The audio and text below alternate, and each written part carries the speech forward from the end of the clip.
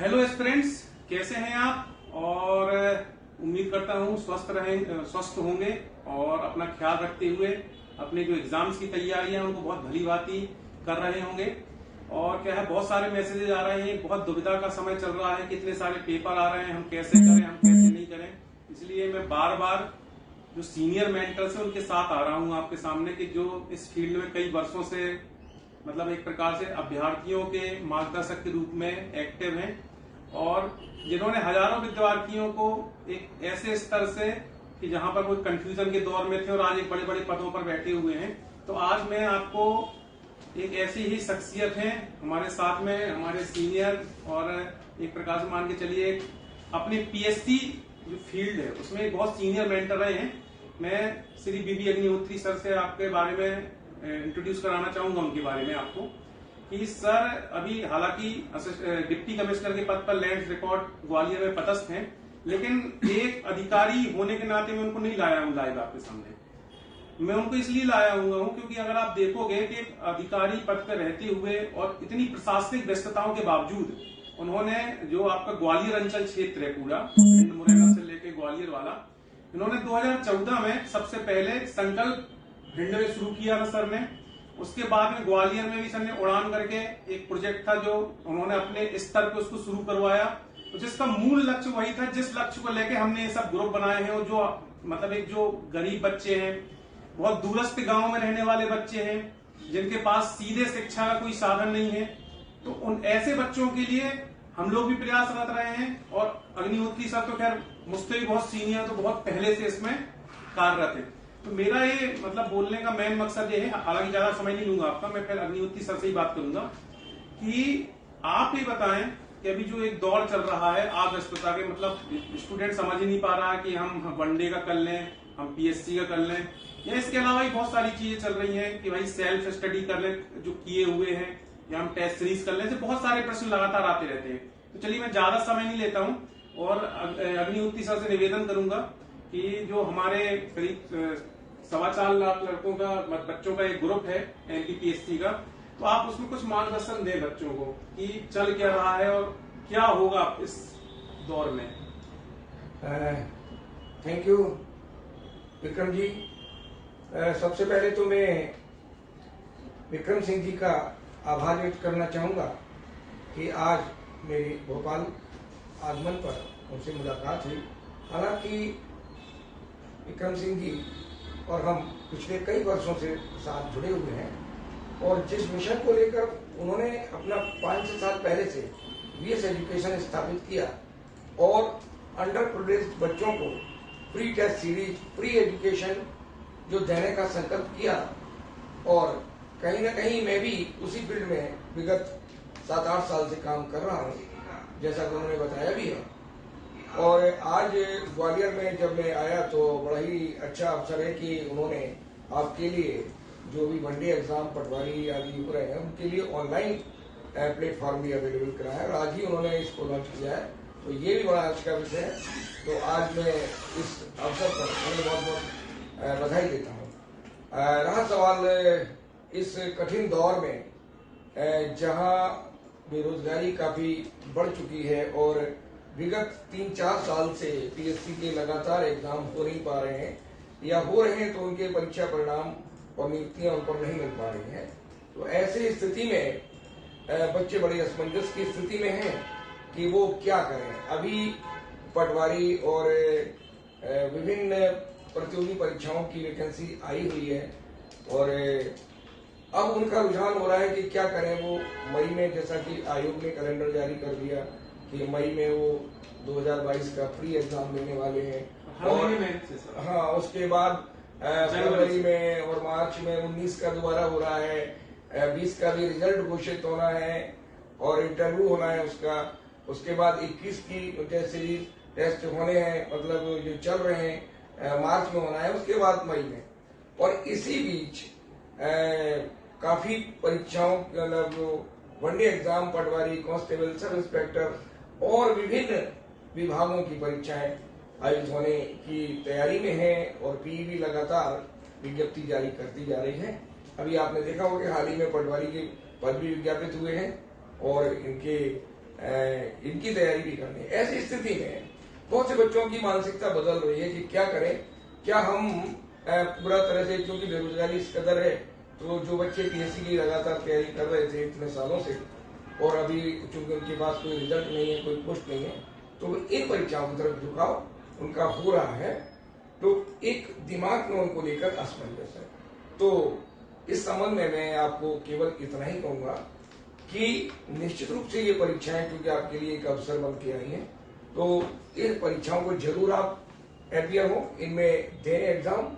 लेकिन मैं फिर भी ये कहूंगा कि जो बच्चे एमपीपीएससी को लेकर, सिविल सर्विस को लेकर जिन्होंने अपना लक्ष्य निर्धारित कर लिया है, उस एग्जाम को छोड़कर ये तैयारी करना बिल्कुल उचित नहीं है। अपने एग्जाम के साथ साथ इसको तैयारी दें। मैं ये नहीं कहूंगा कि वो न दें, उन्हें देना चाहिए, जॉब की बहुत जरूरत है, और अगर उन्हें एक जॉब, गवर्नमेंट जॉब मिल जाता है तो उस जॉब के बाद वो अपनी और तैयारी को और ज्यादा बेहतर कर पाएंगे। लेकिन उस पीएससी का एग्जाम तो वो भी मई में आने वाला है और मार्च अप्रैल में ये सारे एग्जाम होंगे। एसआई वगैरह का भी वैकेंसी आएगी, कांस्टेबल भी आएगी, पटवारी भी आ चुकी है। तो ऐसा नहीं है कि इसकी कोई स्पेसिफिक तैयारी आपको करनी हो। नया सिलेबस पीएस पटवारी के लिए आया हुआ है, फिर भी आपको मालूम है कि मैथ, रीजनिंग, ईएमसी सेट में करते हैं तैयारी। बहुत सारा हमारा जैसे कंप्यूटर का फील्ड है जो उसमें आएगा, वो भी हमारे पीएससी के सीसेट में आता है। इंग्लिश कुछ बढ़ा दिया है, तो इंग्लिश भी हम पीएससी में, हमारे जो ट्रांसलेशन है, बहुत कुछ हमें पढ़ना ही पड़ता है।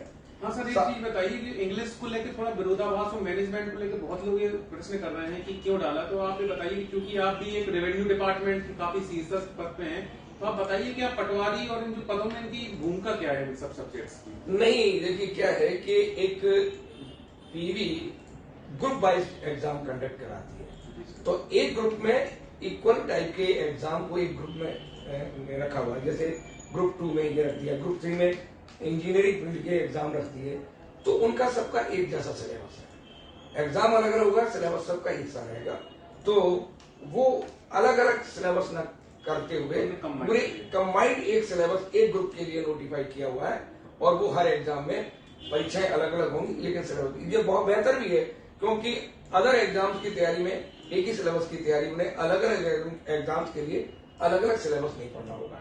तो ये बहुत अच्छा सिलेबस आया हुआ है। जहां तक सवाल आपका इंग्लिश और मैनेजमेंट की बात है, तो जो गवर्नमेंट जॉब में आ रहे हैं उन्हें इंग्लिश आना चाहिए निश्चित रूप से, और मैनेजमेंट और एडमिनिस्ट्रेशन तो बहुत ही जरूरी है। बिल्कुल। अच्छा, मैं ये भी कहना चाहूंगा कि बच्चे मैनेजमेंट को लेके बहुत ही ज्यादा हुआ में है, तो ऐसा नहीं है।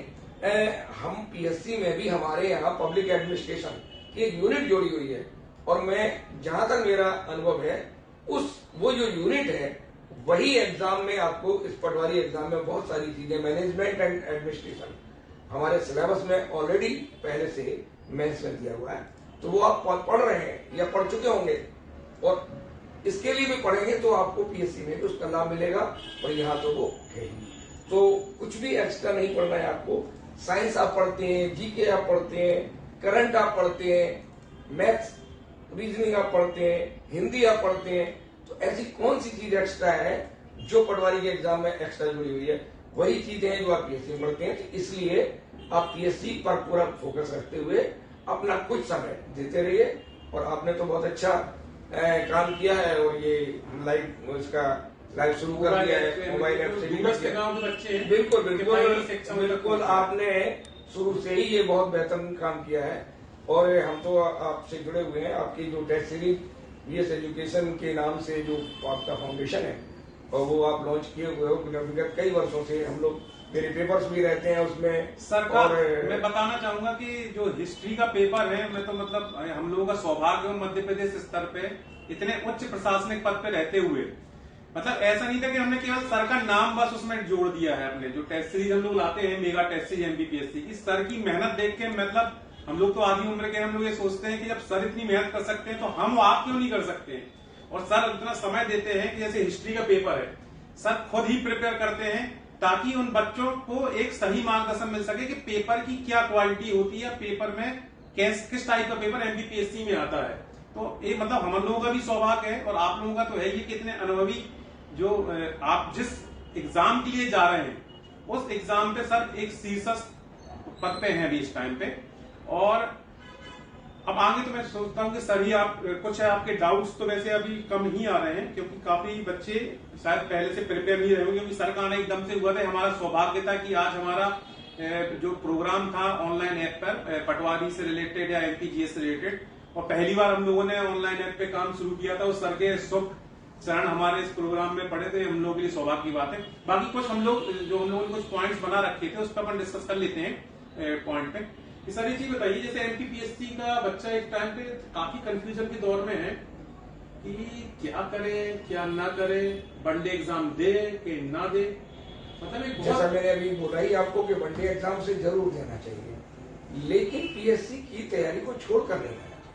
अगर वो पीएससी की तैयारी के लिए पूरी तरह से समर्पित है और पिछले 2 साल से या 3 साल से लगा हुआ है, तो अब ये समझ लीजिए, मतलब मेंस वाले विशेष तौर पे, विशेष रूप से मेंस जो लिख रहे हैं वो बिल्कुल मेंस को ना छोड़े। वो जरूरी नहीं है कि वो दें, अगर उनका मेंस बहुत अच्छा चल रहा है तो बिल्कुल एग्जाम दे दें, अपने थोड़ी बहुत तैयारी के साथ दे दें और वो निकल भी जाएंगे, और अलग से उसको छोड़कर तैयारी करने की बिल्कुल आवश्यकता नहीं है। बाकी पीएससी के स्टूडेंट्स के लिए, चूंकि मैं विगत 8-10 साल से इस फील्ड में हूं और मैं पीएससी के लिए ही फोकस्ड हूँ, स्टूडेंट की तैयारी करा रहा हूँ। बहुत सारे बच्चे ईश्वर की कृपा से सफल भी हुए हैं, डिप्टी कलेक्टर और डीएसपी से लेकर अन्य पदों पर। तो उनके लिए मुझे एक बात जरूर कहना है कि अगर आप सिविल सर्विस की तैयारी जिस दिन से करना, आपके मन में जिस दिन से विचार आया है, उस दिन से आपको पीएससी के मेंस के सिलेबस की तैयारी करना चाहिए निश्चित रूप से। और जैसे ही आप तैयारी करें, कुछ समय पढ़ने के बाद और शुरू से ही आपको राइटिंग प्रैक्टिस पर बहुत ज्यादा ध्यान देने की जरूरत है, क्योंकि और वो आप तो बहुत बेहतरीन कर रहे हैं, आप टेस्ट सीरीज मेंस की भी शुरू कर रहे हैं, प्री की तो आपकी बहुत खैर तारीफ है, और कुछ भी नहीं मिनिमम फीस पर जो दूर दराज के क्षेत्रों में, छोटे छोटे कस्बों में परीक्षा वहां से तैयारी कर रहे हैं, बड़े शहरों में कोचिंग्स के लिए नहीं आ पाते, और हमारे पास भी आते हैं। जब आप करते हैं तो हमारे पास भी 100-150 बच्चे एकदम आ जाते हैं ग्वालियर में, और हम उनको टेस्ट सीरीज अलाउ करते हैं, उसमें वो अप्लाई करते हैं। आपकी ऑफलाइन ऑनलाइन दोनों तरह से आप करते हैं, मेंस के लिए भी कर रहे हैं। तो मेरा कहने का मतलब है कि आपको टेस्ट सीरीज हमेशा देते रहना चाहिए, किसी भी मूल्यांकन करते रहना चाहिए। और अगर आप किसी कोचिंग में नहीं जा पा रहे हैं, या सिर्फ जरूरी नहीं है कि आप कोई कोचिंग अटेंड करें, लेकिन आपको एक मार्गदर्शक की आवश्यकता जरूर पड़ती है,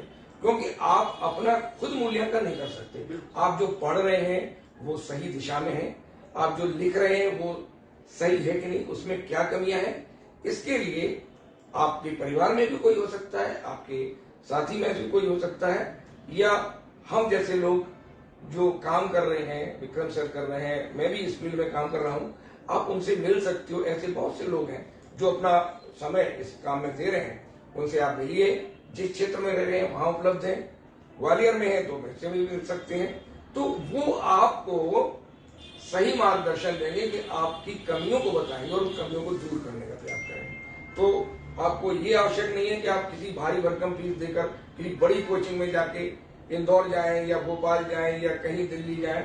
आपकी सेल्फ स्टडी से अच्छी तैयारी, वो उससे अच्छी कुछ नहीं है। देखिए सर, सेल्फ स्टडी तो अंतिम सत्य मैं बता दूंगा आपको। अब बात ये होती है, सर ने बोला कि मार्गदर्शक होना बहुत जरूरी है, क्योंकि सिलेबस जो जीएस का है वो इतना बड़ा है कि हर एग्जाम का अलग रहता है। अगर आप देखोगे हिस्ट्री जैसे आपको यूपीएससी की पढ़नी है तो उसका एक अलग तरीका है, एमपीपीएससी की पढ़नी है अलग तरीका है, आप एमपी पटवारी की पढ़ोगे उसका अलग तरीका है।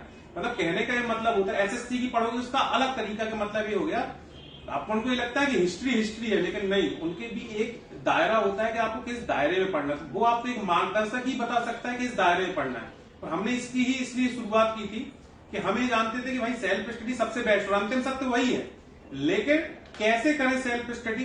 क्योंकि देखो यार, कोई भी आपसे जुड़ेगा जो आपसे परिचित नहीं है, कितना समय आपको दे सकता है, ज्यादा 1 दिन देगा, 2 दिन देगा।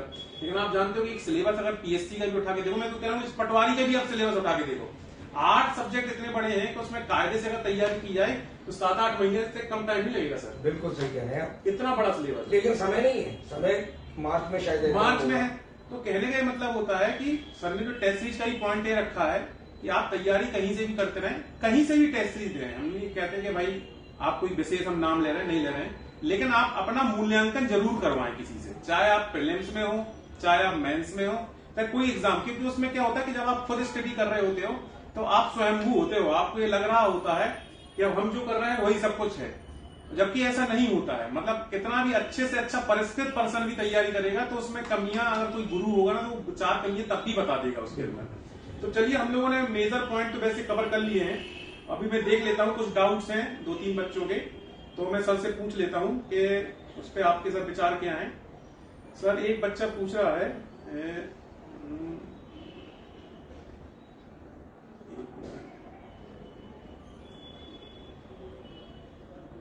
हाँ, ये पूछ रहे हैं एक कि सर 19 और 21 के मेंस में सामंजस्य कैसे बनाकर चलें और कैसे तैयारी करें, दोनों बैक टू बैक है। बिल्कुल मेरे पास तो बहुत सारे ऐसे बच्चे हैं टेस्ट लिख रहे हैं मेरे साथ, जो कि ये 19 और 21 दोनों एग्जाम दे रहे हैं।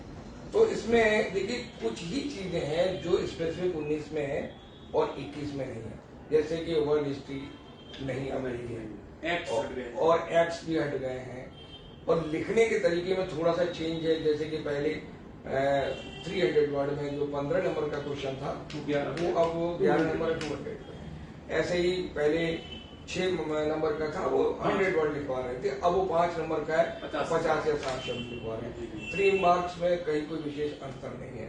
तो ऐसा नहीं है कि उसमें कैसे आपको जो एक्स्ट्रा चीजें वो तो आपको पढ़नी पड़ेगी, बाकी वही सिलेबस है। लिखने के पैटर्न में भी कोई विशेष अंतर नहीं है, थोड़ा सा आपको कम करना है। बल्कि अब जो है 21 में जो वर्ड लिमिट है वो थोड़ी सी कमी हो गई है और 19 वाले में कुछ ज्यादा लिखना होता है। तो आप तो बिल्कुल राइटिंग प्रैक्टिस पे जमे रहिए, दोनों प्लेटफॉर्म पर टेस्ट देते रहिए और अपने मेंस के विशेष रूप से 15 नंबर के क्वेश्चन पे बहुत ज्यादा ध्यान रखिए।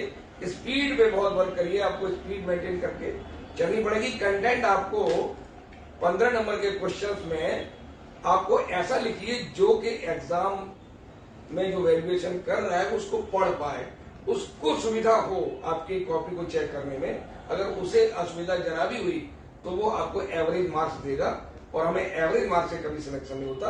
अगर हम 15 नंबर के क्वेश्चन में 9 और 10 नंबर नहीं लाएंगे या 8 या 7.5 रहेगा तो वो सिलेक्शन से बाहर आप रहेंगे। और ज्यादा से ज्यादा आप 3 नंबर पे ध्यान दीजिए और 15 नंबर पे जो 5 या 6 नंबर वाले जो क्वेश्चन है आप उसको बहुत जल्दी लिखिए। अधिकतर समय अपना 11 या 15 नंबर वाले प्रश्न में दीजिए और उसको लिखने के पैटर्न में जरूर उसमें इंट्रोडक्शन भी दीजिए, उसमें कंक्लूजन भी दीजिए। आपका जो मेन बॉडी आंसर है उसमें कुछ न कुछ इस तरह से उसका प्रेजेंटेशन होना चाहिए ताकि वो बड़ी सुविधाजनक तरीके से आपकी बात को समझ पाए कि आप क्या उत्तर दे रहे हैं, तो उसे जांचने में सुविधा हो। तो इन बातों का ध्यान रखिए। अगर आप जितना आप उसे जांचने में असुविधा देंगे तो वो उतना ही केवल कॉमन मार्क्स देगा। तो आप जो अच्छा दे रहे हैं उसको अंडरलाइन करिए। जहां आपको लग रहा है कि मैंने कोई विशेष बात लिखी है अंडरलाइन करिए, लेकिन कॉपी में बहुत ज्यादा अंडरलाइन भी नहीं होना चाहिए, नहीं तो फिर अंडरलाइन को पढ़ने का उसका कोई फोकस नहीं रहेगा। जहां पेज में एक या 2 जगह कुछ अंडरलाइन एक आध लाइन में दिख रहा होगा उसे वो जरूर पढ़ेगा। और बाकी प्रेजेंटेशन आप इस तरह से करें कि वो बहुत ही सुविधाजनक आसानी से आप फ्लो चार्ट में हिस्ट्री में दे सकते हैं, आप कोई डायग्राम के थ्रू, और जहां तक ज्योग्राफी का क्वेश्चन होता है उसमें तो डायग्राम या मैपिंग से ही आप सब चीजों को समझाने की कोशिश करिए। तो इन चीजों का विशेष ध्यान रखिए और सबसे ज्यादा क्वेश्चन छूटना नहीं चाहिए। अगर 15 नंबर का एक भी प्रश्न छूटता है तो आप रेस से बाहर हो जाएंगे।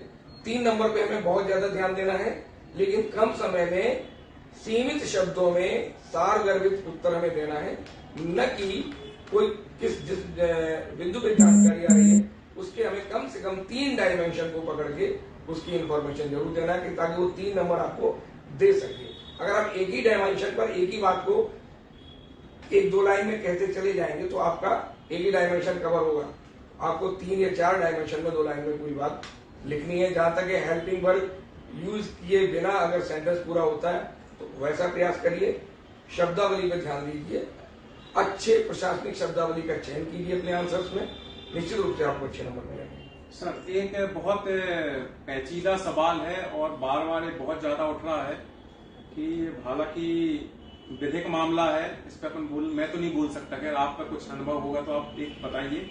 बच्चे पूछ रहे हैं कि सर एमपीपीएससी रिजल्ट केस के बारे में क्या मत है? काफी लोग इसको लेकर मानसिक तौर पे अशांत चल रहे हैं। मतलब उनका ये कि सर इस रिजल्ट का क्या होगा, मतलब जो कोर्ट केस उसका क्या होगा, ये बहुत ज्यादा चल रहा है। देखिए, जहाँ तक न्यायालय में जो केस है उसके संबंध में तो कोई भी टिप्पणी करना बिल्कुल नहीं किया जा सकता। लेकिन आयोग ने न्यायालयीन प्रकरण को देखते हुए एक बड़ा ही बीच का रास्ता अपनाया है कि वो दोनों ओबीसी आरक्षण और जनरल का जो विवाद चल रहा है, उन्होंने 8713 का जो फॉर्मूला रिजल्ट में दिया हुआ है, ये मैं समझता हूं कि आयोग का बहुत ही दूरदर्शितापूर्ण निर्णय है। और अब इसमें क्या हो रहा है कि अब रिजल्ट निकलेंगे और अगर ये कोर्ट में लंबा भी चलता है तो कम से कम 87% तो आप जॉब में आपकी नहीं।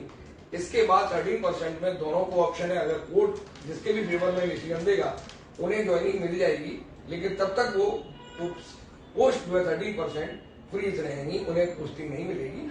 लेकिन इतना नहीं है कि ये बहुत ज्यादा लंबा खींचेगा। मतलब मामला तो ज्यादा इस पर कुछ बोला नहीं जा सकता, नहीं बोला जा सकता। और जो कोर्ट निर्णय करेगा वो सबको मान करना पड़ेगा और उसे हमें उसका सम्मान भी करना है, उसकी प्रतीक्षा करनी है।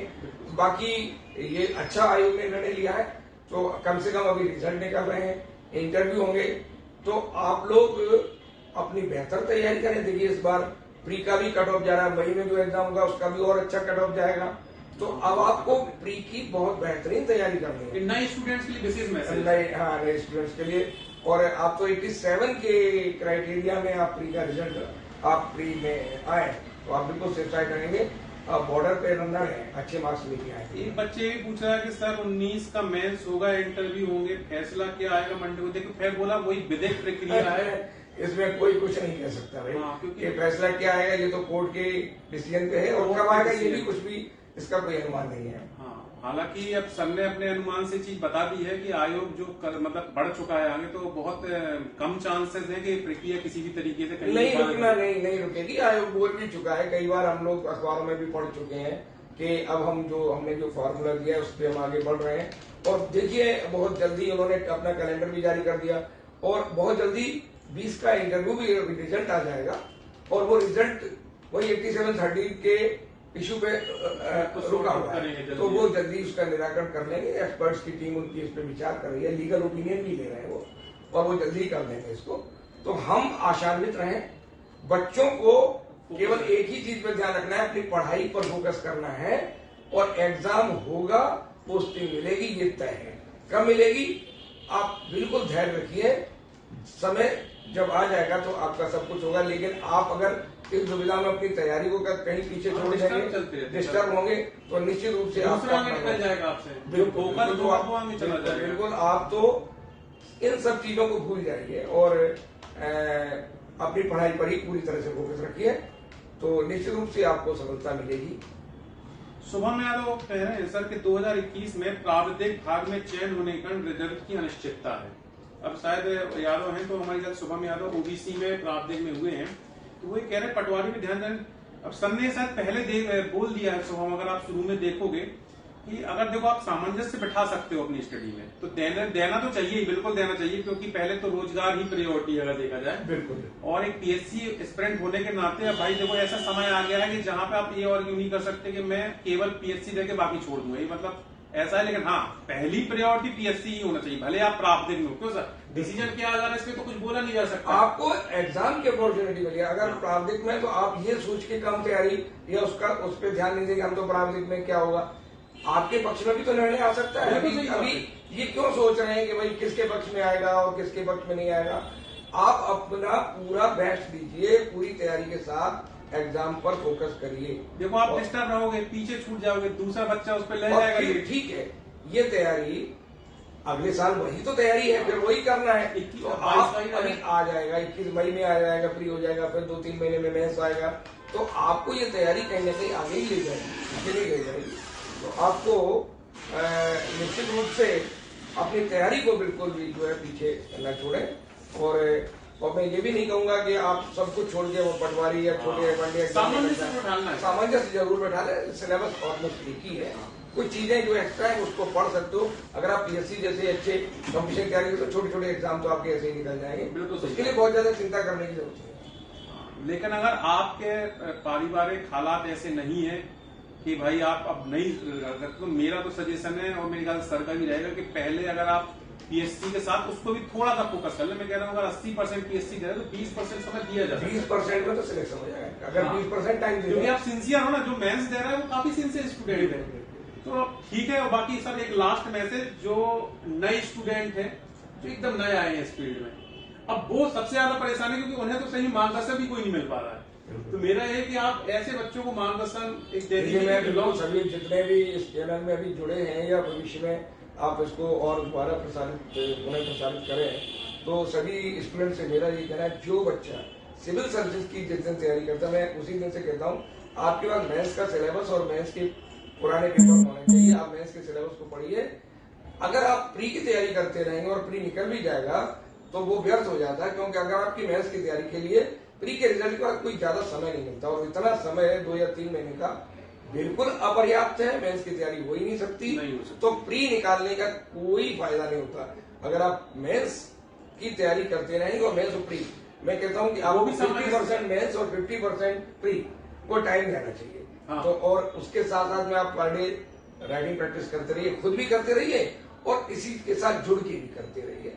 अपना ग्रुप बना के भी तैयारी करिए। और अगर आप ग्वालियर में तो मुझसे भी मिल सकते हैं। अगर ग्वालियर में है तो अग्निहोत्री सर हैं, अभी है वहाँ पर, रहेंगे ही, मतलब उनकी पोस्टिंग जो ही है और काफी समय देते हैं वो स्टूडेंट्स को। तो मेरा ये है कि जो लोग वहाँ हैं एक बार मिलकर मोटिवेट, डिमोटिवेशन। मोबाइल नंबर भी आप अपने ग्रुप में दे सकते हैं। अच्छा, मैं आपको बता दूं कि हम टेलीग्राम चैनल भी मैं फ्री उस पर वो देता रहता हूँ। अग्निहोत्री क्लासेस के नाम से एक टेलीग्राम चैनल भी है, उसमें बच्चे जुड़े हुए हैं, आप उसको भी ज्वाइन कर सकते हैं। आप वहां जा सकते हैं उस पर। मतलब मेरा ये सजेशन है कि नए स्टूडेंट्स को खासकर ऐसा सामंजस्य बैठाएं कि देखो प्री की कोई अलग से तैयारी नहीं होती है।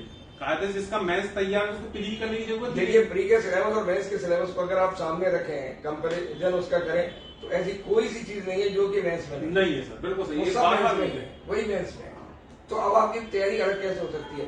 केवल परीक्षा का तरीका अलग है, तो वो ऑब्जेक्टिव है और ये सब्जेक्टिव है, बस इतना ही बनता है। या आपको आंसर्स लिखने, इसलिए राइटिंग प्रैक्टिस करने की जरूरत होती है कि आप बेहतर कैसे लिख पाए, क्योंकि एवरेज लिखेंगे तो मार्क्स नहीं आएंगे और आप सिलेक्शन से दूर रहेंगे। तो सीधी सी बात यह है कि आपको बराबर सामंजस्य प्री और मेंस की तैयारी में रखना चाहिए। मेंस पर ही फोकस विशेष रूप से करते रहना चाहिए।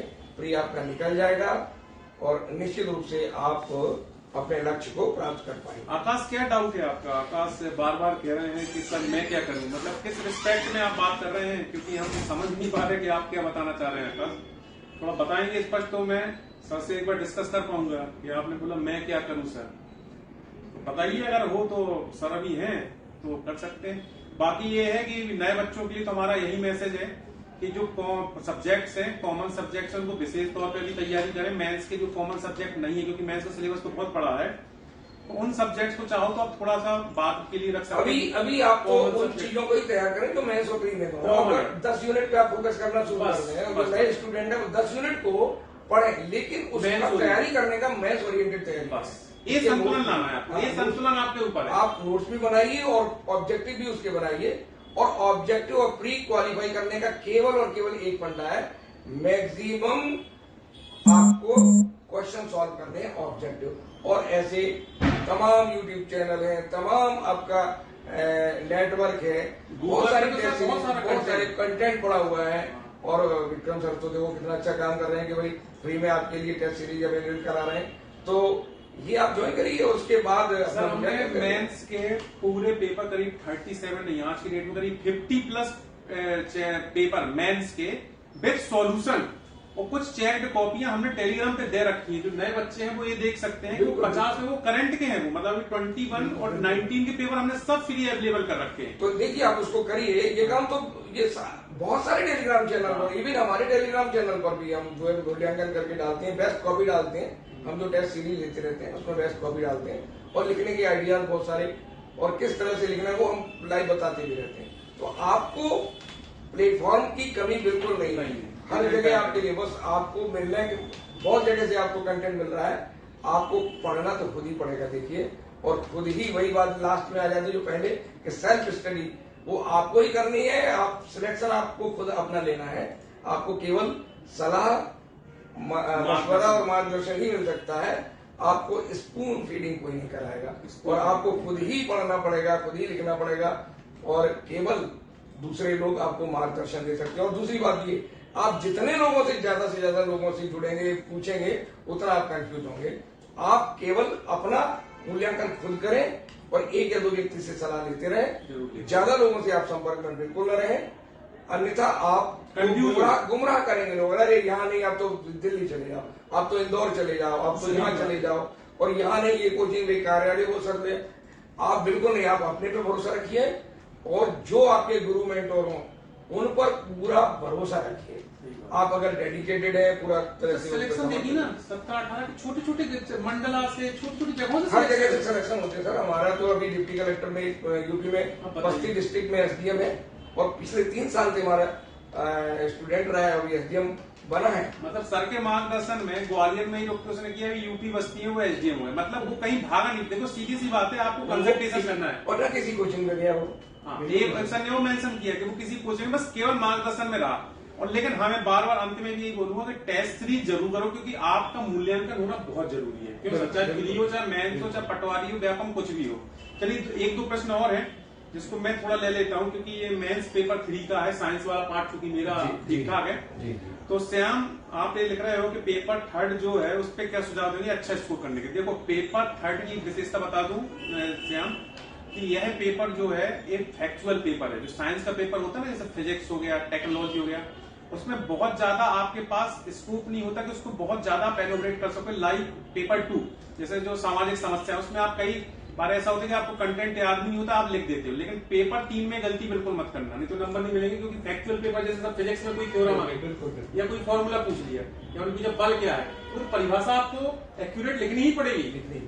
और पूरा जो साइंस का पार्ट होता है वो ऐसा ही होता है, फैक्चुअल होता है। एक बात मैं और भी कहूंगा कि 19 और 21 का अनुभव ये रहा है कि बच्चों को सबसे ज्यादा कठिनाई पेपर 3 में रही। और बहुत सारे बच्चे हमारे पास भी थे, उनका भी ये कहना कि अगर हम सर पेपर 3 में केवल क्वालिफाई कर जाएंगे तो हम इंटरव्यू दे सकते हैं, हो सकता है पोस्ट भी लेंगे। लेकिन पेपर 3 में क्वालिफाई करने का उनको बड़ा डाउट हो रहा है बहुत सारे। तो उसके लिए एक्चुअली पेपर 3 जनरल साइंस के नाम से है जरूर, लेकिन अब आयोग जो है उसको स्पेसिफिक साइंस कर रहा है। देखिए पिछली बार भी केमिस्ट्री से रिलेटेड कुछ ऐसे क्वेश्चन आए जो बहुत ही वीक क्वेश्चन थे। तो अब आप चाहे वो आप आर्ट फैकल्टी से हो, चाहे कॉमर्स से हो या अदर किसी फैकल्टी से हो, आपको उस लेवल की साइंस अब पढ़नी पड़ेगी। ये आपकी मजबूरी है, लेवल की साइंस आपको पढ़नी पड़ेगी। और वो अब वो इंजीनियरिंग और साइंस बैकग्राउंड के भी है। लेकिन आप ये मत सोचिए कि इंजीनियरिंग, साइंस और मैथ बैकग्राउंड के बच्चे हमसे आगे निकल जाएंगे। नो, ह्यूमैनिटीज के सब्जेक्ट में आपसे पीछे हो सकते हैं। तो यहाँ कहीं ना कहीं बैलेंस रहता है। आप बेहतर तैयारी करिए साइंस की और मैथ जरूर अपना अच्छा रखिए, क्योंकि मैथ में 30 मार्क्स का आप 0 अगर लाएंगे तो आप बाहर हो जाएंगे। कम से कम 20-22 नंबर तक लाने की गुंजाइश रखिए। और साइंस, फिजिक्स, केमिस्ट्री है। फिजिक्स केमिस्ट्री अगर नहीं भी है तो उसके बाद कंप्यूटर है उसमें, और टेक्नोलॉजी वाला पार्ट है वो आप बेहतर कर सकते हो। जरूरी नहीं है कि एक आध यूनिट में आप कमजोर हैं तो पूरा पेपर आपका खराब हो जाने वाला है, ऐसा कुछ भी नहीं है। उसमें भी कुछ यूनिट्स ऐसी हैं जो आर्ट और कॉमर्स वाले स्टूडेंट बहुत अच्छे। देखो श्याम, आपने बोला है कि सर कौन सी बुक से पढ़ें, कोई बुक। देखो यार, एक बुक से तो नहीं हो सकता। कायदे से में देखा जाए तो 6-7 बड़े सब्जेक्ट है अपने आप में। अगर देखा जाए तो फिजिक्स, केमिस्ट्री, बायो, उसके बाद पर्यावरण है, कंप्यूटर, उसके बाद कंप्यूटर है, आईसीटी का पूरा पार्ट है जो यूनिट 9 में अपना पूरा आईसीटी का पार्ट है, ऊर्जा का पूरा पार्ट है। तो इसलिए एक किताब तो नहीं बताई जा सकती, इसके लिए आपको डिफरेंट सोर्सेस पे जानी पड़ेगा। और आज की डेट में कंटेंट की कोई कमी कहाँ बची। मैं तो बोल रहा हूँ कि इस टाइम पे अगर आप देखोगे, अगर आपके पास समय नहीं है, मैं तो बोलूंगा कि अगर समय नहीं है तो इस टाइम पे निर्माण की बुक्स पे आप जा सकते हो, अच्छा ऑप्शन है। धर्मेंद्र तिवारी सर का अगर आप देखोगे ना, उनके भी कंटेंट, अगर आपके पास समय नहीं है, अगर समय है तो फिर मैं एक काम करता हूँ, अगर होगा तो एक बुक लिस्ट आपके लिए बना दूंगा। तो आप इस पे क्या करो, एक कॉम्बिनेशन बैठा लो कि भाई एक पब्लिकेशन की 2 पढ़ लो, दूसरे पब्लिकेशन की 2। उससे क्या होता है कि कंटेंट एक सा नहीं होगा। लेकिन अभी आपके पास अब कंटेंट की कमी नहीं है। धर्मेंद्र तिवारी सर हो गए, संजय गुप्ता सर हो गए, इतना बढ़िया इन लोगों ने कर लिया है काम। तो आप चाहो तो इनकी बुक्स को लेकर फॉलो कर सकते हो। बाकी मैं एक लिस्ट बना दूंगा, आप व्यक्तिगत मुझे मैसेज छोड़ें तो मैं बुक लिस्ट आपको दे दूंगा, क्योंकि वो एक बुक से कंप्लीट नहीं होगा, इतना मैं आपको बता दूंगा। फिर उसके बाद भले आप उसको सॉर्ट कर लेना। शुभम यादव का एक प्रश्न है सर, एक और प्रश्न लेते चलते हैं कि मुख्य परीक्षा में 5 अंक वाले प्रश्न अधिक अंक कैसे हासिल करें सर, सुझाव दें। बिल्कुल बिल्कुल, वो 5 अंक वाले जो प्रश्न है और वो 50 या 60 शब्द की रिक्वायरमेंट है, तो मेरा ये कहना है कि उसमें आप एक पॉइंट्स में उसको 5 या 6 पॉइंट अवेलेबल कराइए। ये ऐसा कि 50-60 शब्द में आप न तो इसमें कोई इंट्रोडक्शन दे सकते हैं, ना उसका कोई कंक्लूजन दे सकते हैं। आप पहली लाइन में जो पूछा गया है उसके बारे में टू द पॉइंट चले, इसमें टू द पॉइंट, बिल्कुल बिल्कुल कोई जरूरत नहीं है। और इसको अगर इकोनॉमी से रिलेटेड है तो नए आंकड़ों से उसमें जरूर उसको जोड़िए, और साथ में जो पूछा जा रहा है उस पर ही फोकस रखिए, और आपको कम से कम 5 या 6 पॉइंट्स उसके बारे में देना चाहिए। और बहुत ज्यादा परेशान होने की जरूरत नहीं, आपको 5 में वो 3, 2.5, 3, 5 में 4 या 5 में 5 नंबर रियरली नहीं मिलते हैं, तो आप ये मत सोचिए पूरा फोकस कि हमें 5 में 5 या 4 नंबर मिल जाएंगे। आप 3 नंबर अगर ले आते हैं तो आप बहुत अच्छे नंबर ला रहे हैं, और उससे संतुष्ट रहिए। आप कितना भी अच्छा लिखेंगे तब भी 3 नंबर मिलेंगे, बहुत ज्यादा अच्छे लिखेंगे तो भी 3 नंबर मिलेंगे, 3.5 नहीं मिलेंगे। आप एवरेज लिखेंगे तो 2.5 मिल जाएंगे। लेकिन अगर आपने बहुत ज्यादा ध्यान दिया, ज्यादा अभी तो स्पेस ही नहीं है उसमें उतना, आप उसी स्पेस को कवर करें, जो जितना स्पेस है उस स्पेस पूरा कवर करें, छोड़े नहीं। आयोग जितना स्पेस दे रहा है लिखने को, इसका मतलब वो चाहता है कि आपको इतने में आप लिख दीजिए, और आप उसको कम मत करिए, राइटिंग स्पीड आप बढ़ाइए, प्रैक्टिस से बढ़ती है। और जो 11 नंबर में उसमें आपको पूरा अपना व्यक्तित्व आपका दिखना चाहिए कि बिल्कुल कंक्लूजन बहुत अच्छा होना चाहिए, शानदार इंट्रो होना चाहिए। और कोशिश करिए कि जो आप लिख रहे हैं उसको पहले ही प्रश्न के ऊपर उसको लिख दें कि हम अपने आंसर में क्या क्या चीज बताने जा रहे हैं। तो शुरू में अगर आप 4-5 पॉइंट लिख देते हैं तो वो समझ जाएगा कि आप इन बिंदुओं पर अपने आंसर में जा रहे हैं। एक फ्लुएंसी होना चाहिए आंसर में, अटेंडम नहीं होना चाहिए, कहीं भी कुछ भी जोड़ रहे हैं। श्याम जायसवाल, पहले तो आपको बहुत बहुत शुभकामनाएं कि 19-21 दोनों का मैच दे रहे हैं। हम लोगों की साइड से, सर की साइड से तो विशेष शुभकामनाएं कि आप अगर सुन रहे हैं और अगर फॉलो करते हैं तो मुझे लगता है कि आपको 2 में से 1 पेपर में तो सफलता मिलनी चाहिए, अगर आप इतना डेडिकेटेड होकर पढ़ रहे हैं। और चलिए फिर हम लोग अपना सेशन यहाँ पे एंड करते हैं, और जो लोग नए जुड़े हैं वो पुराना पूरा देख लीजिए, क्योंकि काफी टाइम से करीब आधा-पौन घंटे हो गया, तो आप पुराना देखोगे तो शायद मेरे ख्याल सभी प्रश्नों के जवाब करीब आपको मिल जाएंगे। अंत में मैं विक्रम सिंह को एक बार फिर धन्यवाद दूंगा कि आपने अवसर दिया अपने साथ। हालांकि हम लोग कई बार मिल चुके हैं, और ये आज अचानक ही आना हो गया, और आपका ये पहले दिन का ये आज जो शुरू किया है इसके लिए भी पुनः बधाई। और भाई ग्वालियर वालों के लिए जो मैं संदेश दे रहा हूँ, ग्वालियर, भिंड, मुरैना, आसपास, भाई आप तो आइए, आपको फ्री में एजुकेशन मिल रही है वहां, और आप बिल्कुल जुड़िए, और हमारे टेलीग्राम चैनल में भी जुड़िए। तो निश्चित रूप से आप, और फोन से भी, हमारे फोन को भी आप चाहे तो नंबर नोट कर सकते हैं, 7898992277, ये मेरा नंबर है। और चाहे तो आप अपने ग्रुप में भी डाल दीजिए, और आप हमसे फोन पे भी बात कर सकते हैं। हाँ, सर ने नंबर बता दिया है, तो आप चाहो अगर हो वहां पर अवेलेबल, और अगर परेशान ऐसे चल रहे हैं एग्जाम लेकर, तो एक बार जरूर मिल के आइए। और बाकी हम लोगों ने टेलीग्राम पे हजारों पीडीएफ ऐसी डाल रखी हैं। हालांकि और बहुत सारे पब्लिकेशन हैं जो हमें सहयोग भी करते हैं, और भी कुछ इंस्टीट्यूट हैं जो हमें कंटेंट भेज देते हैं। बहुत ज्यादा कंटेंट पे ध्यान नहीं देना है कि आप 1-2 कंटेंट लेके आप टेस्ट पेपर दीजिए। आप तमाम किताबें बार बार कुछ चुनिंदा लिटरेचर मतलब सर का ये कहना है कि आप देखो, ऑप्शन तो 50 आपको एक प्लेट में परस के दे दिए गए, आप अपने हिसाब से चुन लो कि भाई हमें एक सब्जेक्ट, एक किताब, और अगर कुछ टॉपिक नहीं मिल रहा है तो उसमें गूगल का या यूट्यूब का आप सहारा ले सकते हो।